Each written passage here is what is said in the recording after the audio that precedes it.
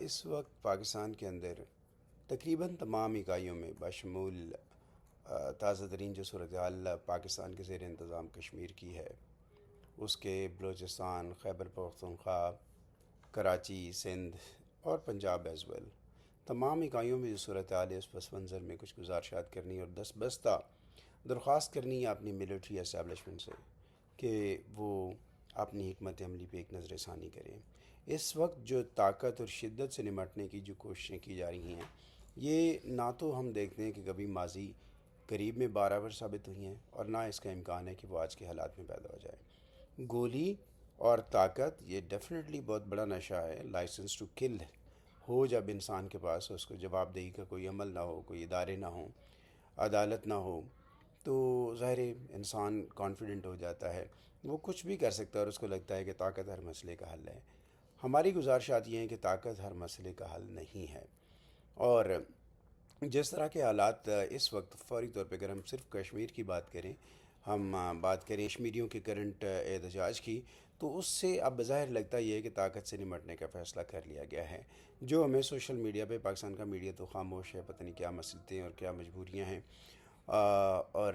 وہ خاموش ہے، ہمیں وہاں سے کوئی رپورٹ نہیں آ رہی۔ بھلے پاکستان کے جرنلسٹ اور پاکستان کے میڈیا سیکٹر جو ہیں وہ یہ کہتے رہیں کہ بھارت میں گودی میڈیا ہے، تو پاکستان کے جو اپنے میڈیا ہاؤسز ہیں وہ بھی اس پہ ایک نظر ڈال لیں اور جرنلسٹ ڈال لیں۔ ہم جرنلسٹ کو تو بالکل بلیم کرتے بھی نہیں ہیں، کبھی کبھی میں اپنے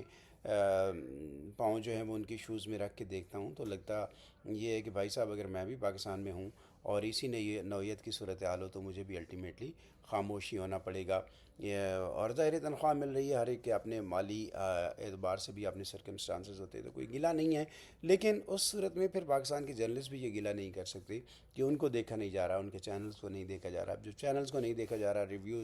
ویوز اور ریٹنگ نہیں آ رہی، اس کے نتیجے میں تنخواہیں بند ہو رہی ہیں، بات دوسری طرف چلی جائے گی۔ لیکن آپ یہ دیکھ لیں کہ کیسا ڈیلیما ہے کہ وہی جرنلسٹ جن کے پروگرام نہیں دیکھے جاتے، لیکن اگر وہ سوشل میڈیا پہ آ کے بات کرتے ہیں بڑے کہنا چاہیے کہ لفظوں کو کے ناپ تول سے استعمال کے بعد، تو ان کی بات سنی بھی جاتی ہے، ان کی جان بخشی بھی رہتی ہے اور ان کی بات بھی سنی جاتی ہے۔ کمنگ بیک ٹو دا تشدد، اگر آپ تشدد کے ذریعے لوگوں کے سینٹیمنٹس کو دبانا چاہیں گے، آپ ان کے اوپر لاکھ لیبلنگ کرتے رہیں کہ جی یہ دہشت گرد ہیں، یہ فارن فنڈڈ ہیں، یہ انڈین فنڈڈ ہیں، تو یہ نیریٹو، یہ بیانیہ آج کے لوگ قبول نہیں کر رہے ہیں، اور یہ بیانیہ چلے گا نہیں۔ کیا تشدد سے ایسی تحریکیں جو بنیادی انسانی حقوق، سوشل جسٹس یہ مانگ رہی ہوں، یہ دب جائیں گی؟ ماضی اور ماضی قریب بالخصوص وہ یہ بتاتا ہے کہ ایسی تحریکیں اس سے دبتی نہیں ہیں، اور بدقسمتی سے اس میں ایک فیکٹر یہ ہوتا ہے کہ اگر تشدد کے جواب میں تشدد در آئے تو پھر چیزیں سنبھلتی نہیں ہیں، بڑے بڑے اداروں سے نہیں سنبھلتی۔ میں زیادہ دور نہیں جاتی، امریکہ جو ہے وہ طاقتور ترین دنیا کی اس کی فوج سمجھی جاتی ہے، اپنے ملٹری اکوپمنٹ، انٹیلیجنس اپروچ اور انٹیلیجنس نیٹ ورک کی وجہ سے، اور وہ وہاں پہ اقوام متحدہ کی چھتری تلے، نیٹو کی چھتری تلے 100 ملکوں کے ساتھ لاکھوں افواج انہوں نے افغانستان میں انگیج کی، اور اس کے بدلے میں جو بتایا جاتا ہے کہ 20 سے 25 ہزار افغان طالبان کی اسٹرینتھ تھی۔ وہ افغان طالبان اتنی بڑی طاقت کے ساتھ، اتنی بڑی معاشی اور فوجی طاقت کے ساتھ 20 سال تک لڑتے رہے، اور آخر میں کیا کرنا پڑا امریکہ کو کہ وہاں پہ انہوں نے انہی طالبان کے حوالے کر دی حکومت، جن طالبان کی حکومت گرا کے وہ 20 سال وہاں پہ مصروف رہے تھے۔ اب آتے ہیں پاکستان کی جانب۔ یہ جب افغان جنگ تھی تو جنرل مشرف نے رائٹلی اور رانگلی انہوں نے امریکہ کا ساتھ دیا، اور جو پاکستان کے اندر تحریک طالبان پاکستان تھی، اس کے جو لوگ تھے وہ بھاگ کے کچھ افغانستان میں چلے گئے، کچھ پاکستان کے اندر انہوں نے اپنے ہائیڈ آؤٹس بنا لیے، اور جنرل مشرف ہمیں یہ بتاتے رہے کہ وہ صرف 5,000 لوگ ہیں اور ہم ان کے آگے جھکیں گے نہیں، اور وہ 5,000 لوگوں کا ہم کلا کما کر دیں گے، ہم ان کی کمر توڑ کے رکھ دیں گے۔ جنرل مشرف اقتدار سے چلے گئے اور بالآخر اس دنیا سے چلے گئے، لیکن وہ 5,000 لوگ ہم سے کنٹرول نہیں ہو سکے۔ انہوں نے باشمول ایک powerful military general Pervez Musharraf صاحب، جو کہ کیا کہنا چاہیے کہ ہر چیز کے مالک تھے، قوت کل تھی پاکستان کے انتظامی ڈھانچے کے اندر، چونکہ وہ سویلین عہدہ بھی تھا، فوجی عہدہ بھی تھا، ان کے پاس وردی بھی پہن رکھی تھی، تو وہ ان کو ختم نہیں کر سکے۔ اس کے بدلے میں پاکستان سے کم و بیش 80,000 سے زیادہ جانیں ان طالبان کے حملوں میں وہ چلی گئیں۔ ان میں پاکستان کی فوج کے نوجوان شہید ہوئے، پاکستان کی فوج کے اعلیٰ افسران، انہوں نے اپنی جانوں کے نذرانے پیش کیے، 3 اسٹار جنرلز تک۔ اور اس کے بعد ہم یہ دیکھتے ہیں کہ ظاہر علماء کرام بڑے بڑے نام اس کا نشانہ بنے، اور کئی سیاسی لیڈر اس کا نشانہ بنے۔ میں کسی عام سیاسی لیڈر کی بات نہیں کر رہا، پاکستان میں بے نظیر بھٹو جیسی ایک قدور بین الاقوامی ایک شخصیت اور ایک پولیٹیکل وزڈم رکھنے والی شخصیت، وہ اس دہشت گردی کے بھینٹ چڑھ گئی ان 5,000 لوگوں کے ہاتھوں۔ اور پھر پیپلز پارٹی کو جب اقتدار ملا، یوسف رضا گیلانی صاحب بطور وزیر اعظم امریکہ میں آئے، تو انہوں نے یہ کہا، انہوں نے بھی یہی کہا، جنرل مشرف والی بات دہرائی کہ وہ ہینڈ پکڈ، حالانکہ وہ کہنا چاہ رہے تھے کہ ہینڈ فل، بڑا فرق ہے۔ ہینڈ فل کا مطلب ہے کہ چند لوگ ہیں، ہم ان پہ غالب آ جائیں گے۔ ہینڈ پکڈ کا مطلب ہے کہ ہم نہیں وہ کہیں پہ بٹھا رکھے ہیں۔ سو دونوں اعتبار سے بات درست تھی، لیکن آج کے دن تک وہ کنٹرول نہیں ہو سکے ہیں۔ اب اگر ہم یہ بات کر لیں حالیہ دنوں میں، اگر بلوچستان کی بات کر لیں، ویسے تو یہاں پہ مشکلات اور ٹربلسم رہی ہے چھوٹی موٹی، لیکن جب سے جنرل پرویز مشرف نے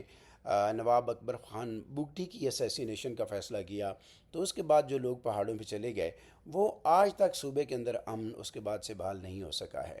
اور ہمیں اب پاکستان کے وزیر داخلہ بھی اور پاکستان کے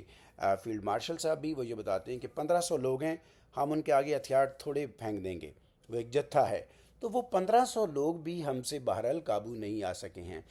آئی ایس پی آر کے اپنے اعداد و شمار کے مطابق پچھلے کچھ عرصے میں 1,550 لوگ وہاں پہ بلوچستان کے اندر سیکیورٹی فورسز کے آپریشن میں، یعنی ان کے بقول دہشت گرد مارے گئے ہیں۔ لیکن دہشت گردی جو کہ موجود ہے، وہ 1,500 لوگ بھی اگر آپ کے اپنی کیلکولیشن کے مطابق وہ ہم سے کنٹرول نہیں ہو رہے، ہو بھی نہیں سکتے، اور اس میں پاکستان کی سیکیورٹی فورسز، ملٹری انسٹیٹیوشنز، ان کا قصور نہیں ہے۔ گوریلا وار ہوتی اتنی مشکل ہے، جیسے میں نے امریکہ کی اگزامپل دی کہ 20 سال وہ وہاں پہ لڑتے رہے، لیکن آخر اس گوریلا وار کے آگے وہ سرنڈر، ٹائپ آف سرنڈر تھا، وہ کیا اور وہاں سے نکل آئے۔ $3 ٹریلین سے زیادہ کا وہاں پہ خرچہ کیا، $3 ٹریلین، 4,000 سے زیادہ امریکی فوجی اس میں مارے گئے، باقی نیٹو فورسز کے کئی لوگ اس میں مارے گئے، اور پاکستان نے ظاہر بہت بڑی اس میں معاشی قیمت ادا کی، اور جانوں کے نذرانے 80,000 یا 1,00,000 کے قریب جو ہے وہ جانوں کے نذرانے پیش کیے۔ اب اگر ہم یہ ایزیوم کریں کہ پاکستان کے اندر جو صورتحال ہے، یہ بنیادی طور پہ سیاسی اور سماجی اور بنیادی انسانی حقوق سے ریلیٹڈ مطالبات ہیں جو ہم کشمیر میں سن رہے ہیں، جو ہم پنجاب میں، یعنی ایک لیڈر سے ملاقات کی بات ہم کر رہے ہیں، ہم کے پی کے اندر سے سن رہے ہیں، اگر اس کو بھی طاقت سے کرش کرنے کی کوشش کی جاتی ہے، اور خاکم بدہن اگر ایسا ہو جاتا ہے کہ وہاں سے بھی شدت کا جواب شدت سے آنے لگتا ہے، تو ہم کیسے ٹیکل کریں گے؟ کیسے ہم ٹیکل کریں گے؟ بالکل اگر ہماری فورسز اس کو ٹیکل نہیں کر سکیں گی تو ہم ان پہ گلہ نہیں کرتے ہیں، ہم ان کو بلیم نہیں کریں گے، لیکن بات یہ ہے کہ یہ ٹاسک اتنا مشکل ہے،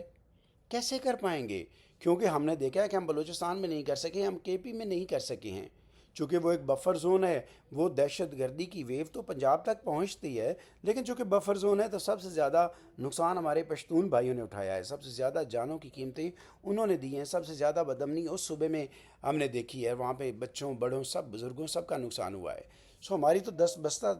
استدعا ہے کہ اپنی حکمت عملی پہ غور کریں، کیونکہ یہ طاقت، یہ اقتدار، یہ ہمیشہ تو کسی کے ساتھ نہیں رہتا ہے، اور جو سچویشن، بھلے ہم میڈیا بلیک آؤٹ کرتے ہیں، وہ خبریں تک نہ آنے دیں، جو سچویشن اس وقت ہم نے پیدا کر رکھی ہے، ہم یہ سمجھتے ہیں کہ یہ بنیادی پیچھے، چونکہ عالمی استعمار، اسٹیبلشمنٹ، اور خاص طور پہ جو بڑی بڑی بین الاقوامی سو کالڈ ہیومن رائٹس کی تنظیمیں ہیں، وہ بھی ظاہر اس وقت چپ ہیں، کیونکہ ہم ان کے پرپز کو بڑی سنسیئرلی اور بڑے ٹرولی انداز میں ان کو سرو کر رہے ہیں، تو لہٰذا سارے چپ ہیں۔ ہم اپنی جیب سے ظاہر ان کی ڈیجیٹل کرنسی خرید رہے ہیں، تو اس لیے ان کو ہم سے گلہ کرنے کی، یا وہاں پہ 2 4 6 10 لوگ قتل کر دیے جائیں، 26 نومبر بپا ہو جائے اسلام آباد کے اندر، یا ابھی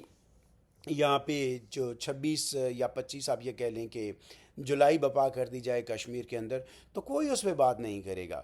لیکن ایسا نہیں کہ آئندہ بھی بات نہیں ہوگی، یہ فائلیں بھی کھلتی ہیں، یہ فائلیں بار بار کھلتی ہیں اور اس میں آپ کو انسانی حقوق کے نام پہ کبھی نہ کبھی جواب دہ بھی ٹھہرایا جاتا ہے۔ طاقت ہمیشہ ساتھ نہیں رہتی ہے، طاقت ساتھ چھوڑ جاتی ہے، سسٹم بھی ساتھ چھوڑ جاتا ہے۔ اور ایک بات عالمی استعمار کے متعلق یہ بھی طے ہے کہ یہ اپنے دشمنوں کو تو ہو سکتا ہے چھوڑ دیں، لیکن اپنے ایجنٹوں کو، اپنے لیے کام کرنے والوں کو کبھی نہیں چھوڑتے ہیں۔ تو اس لیے اپنی زمین، اپنی دھرتی، اس کے استحکام کا سوچنا چاہیے ہے، لوگوں سے بات کرنی چاہیے ہے، اور انسانی حقوق کا جو ہے وہ انسانی حقوق وہ پائمال نہیں ہونے چاہیے پاکستان کے کسی بھی خطے میں، پاکستان کی کسی بھی اکائی کے اندر۔ اور لوگوں کی جو رائے ہے وہ جب وہ ووٹ کے ذریعے دینا چاہتے ہیں تو اس رائے کا بھی استحصال نہ کیا جائے، اس رائے کو بھی ایک ڈبے سے نکال کے دوسرے ڈبے میں نہ ڈالا جائے۔ اگر ہمارے اپنے ادارے